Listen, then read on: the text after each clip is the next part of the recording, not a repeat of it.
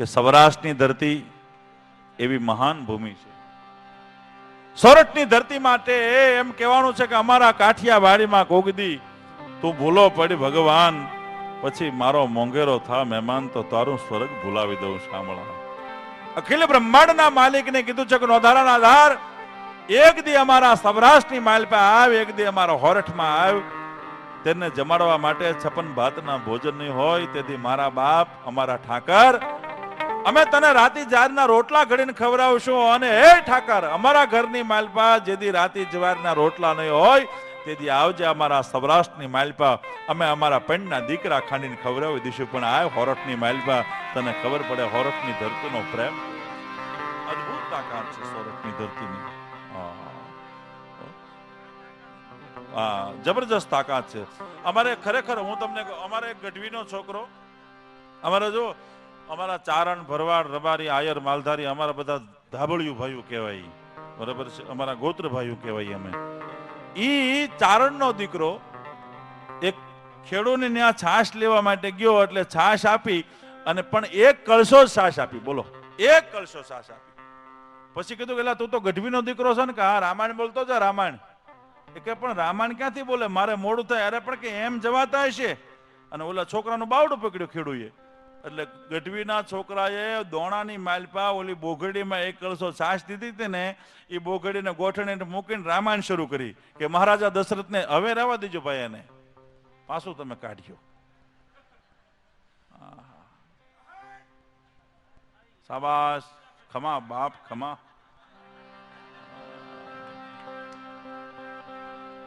એટલે કીધું કે ગઢવી રામાયણ શરૂ કરો. એટલે એને રામાયણ શરૂ કરી કે મહારાજા દશરથને 4 દીકરા 3 રાણીઓ, એમાં મોટા દીકરા રામ એના પત્ની સીતાજીનું હરણ રાવણ કરી ગયો. ભગવાન રામ પાછળ ગયા, રાવણને મારી સીતાજીને લઈને ભગવાન રામ અયોધ્યા આવતા રહ્યા. બોલો રામચંદ્ર ભગવાનની જય. એટલે ઓલા ખેડૂએ કીધું ગઢવી કાંઈ એટલી જ રામાયણ થોડી હોય. ત્યારે ગઢવીના છોકરાએ કીધું કળશા સાસમાં કેટલીક હોય. આ કળશા સાસમાં 9 દીની કથા બેહારવી છે તારે. પણ કહેવાનો સુર એટલો છે કે ગામડાના હાવ અભણ માણસો, અમારા નેહડાની માલપા ચારણ હોય, ભરવાડ હોય, આયર હોય, રવારી હોય, મેર હોય, નેહડાની માલપા રે. પણ નેહડાનો પ્રેમ કેવો હોય. એ જીજુ પડીએ તમે કોક તો જાજો, અને નામે માનતો થાજો. આસરો જેનો એ હાવ છે નાનો, આપ જેવડો આવકા. પડ ભૂખ્યા રહીને પીર સીધે છે. તો પડ ભૂખ્યા રહી અને પીર સીધે છે. પ્રેમ ભીના પકવાન હવે ઝૂંપડીઓમાં કોક તો જાજો, અને નામે માનતો થાજો. ઝૂંપડીએ તમે કોક તો જાજો અને એના મહેમાન તો થાજો. એવી ગાંડીગીર, અને ગાંડીગીરમાં ડાલા માતા સિંહ રે. હાવજને જોવો ને તો 2 વાતના ફાયદા થાય. ફાયદા ક્યાં થાય? એક તો ચશ્માના નંબર વ્યા જાય.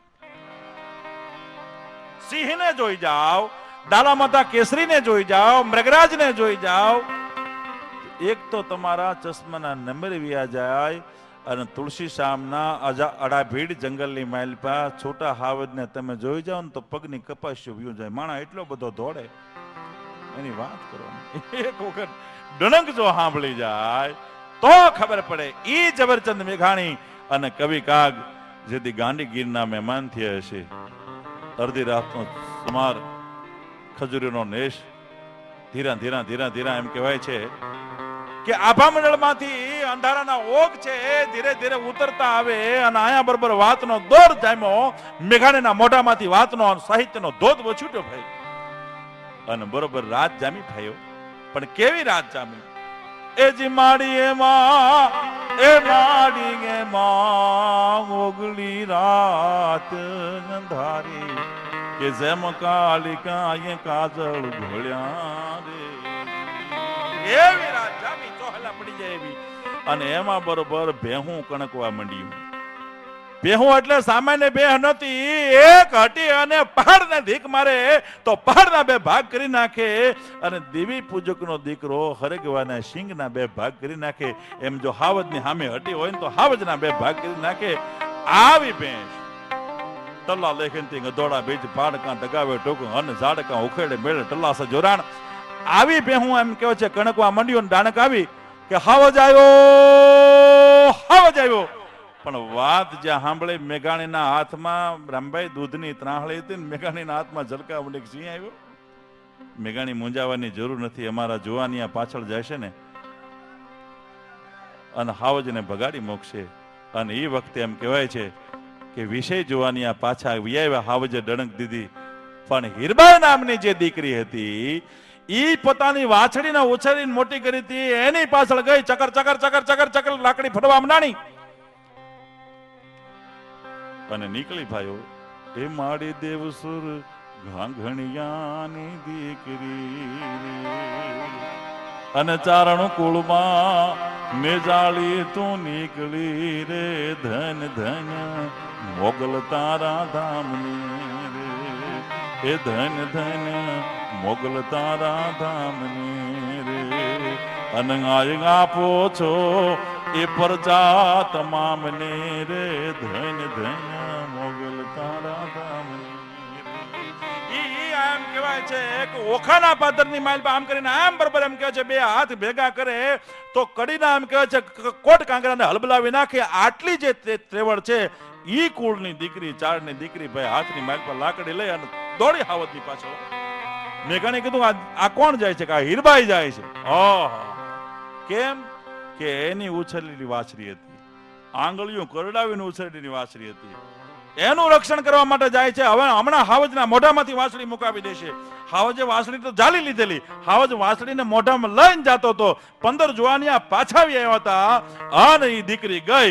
તેથી મેઘાણીએ કવિ કાગને કીધું તું દુલાભાઈ હવે કાગળ ને કલમ આપો, મારે શબ્દ ચિત્ર કંડારવું છે. ઝવેરચંદ મેઘાણી પ્રકૃતિને ખોળે માલધારીએ એરડિયા તેલના દીવાનો પ્રકાશ રાખ્યો અને મેઘાણીએ શરૂ કરી ભાઈઓ કે સાકે વિંગની આંખ જબુકે વાદળમાંથી બીજ જબુકે ચોટે ઉગી બીજ જબુકે હીરામાં સંગાર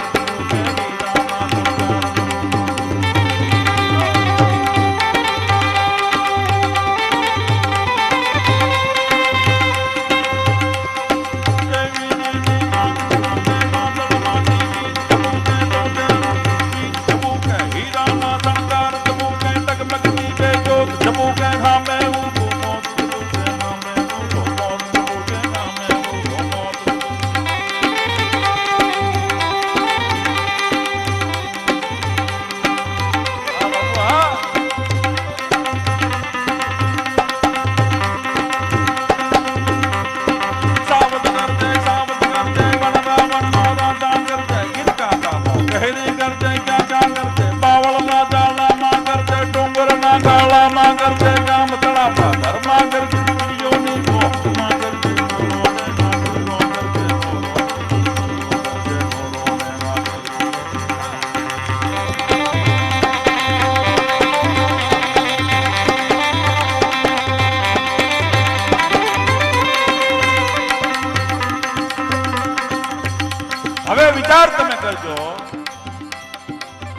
કે જે સોરઠની દીકરીઓ હાવજના જડબા પકડી એને આમ કહેવાય છે હાવજના મોઢામાંથી વાછડી મુકાવી દે, એને કોઈ રક્ષણની જરૂર પડે, એને કોઈ સંરક્ષણની જરૂર પડે? સાહેબ ક્યારેક જાજો તો ખરા, અમારા ભરવાડોના નેહમાં, અમારા ચાળના નેહમાં તાકાત નથી કોઈના બાપની કે હામી મીટ માંડી શકાય. ભલે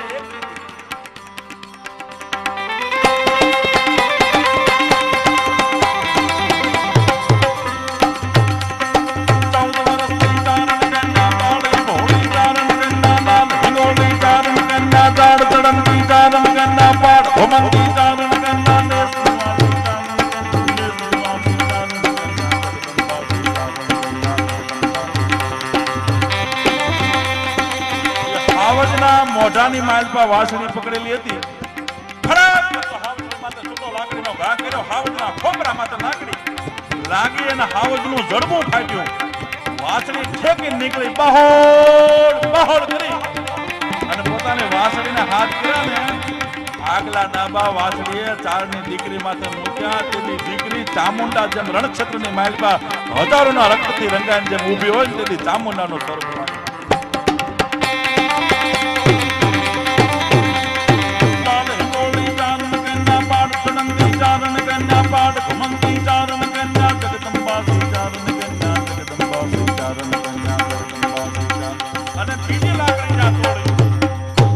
હાવજ માથે પૂંછનો ઝંડો લઈને ભાગ્યો એટલે મેઘાણીએ હાવજને કાંઈ ન કીધું, પણ આમ બરોબર એમ કહેવાય છે રાવેલના ભેખાડા માથે બેઠેલી સહેણને કીધું, આ સહેણ આ તો કાળો કોપ થઈ ગયો, ગજબ થઈ ગયો, હાવજ ભાગ્યો છે. પણ હાવજ ભાગ્યો પણ મેઘાણીએ કીધું છે કે આ ભાઈથી ભાગ્યો સિંહ હણતારો ભડકડ ભાગ્યો રણમેની ભાગ્યો ભાગ્યો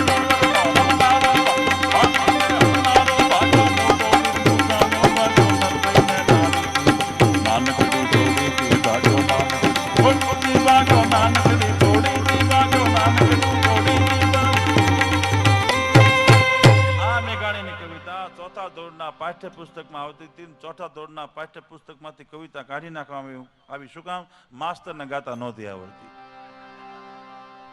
માસ્તર ગાતા કેમ ગાતા ખબર છે? સાવજ ગાજે કે રાજા ગાજે, વનરા વનનો ભાઈ સાવજ ગાજે, કૂતરું જેમ ભાતને વીખે એમ મેઘાણીની કવિતાને વીખી નાખી. પણ કહેવાનો અર્થ એટલો છે कि बानी के प्रभाव से लिखीनी के पराक्रम से सदियों के सोए हुए भावों को जगाते हैं, जिंदा करते हैं जान मुर्दा दिलों में दान, जब हम काव्य सुधा धारा बरसाते हैं, नूतन हजारों रसिकों के दरबारों बीच बांधते समाते अनोखी छवि छाते हैं, जहां शशि नहीं जाते रवि नहीं जाते, जहां तारे नहीं जाते वहां हम कवि लोग जाते.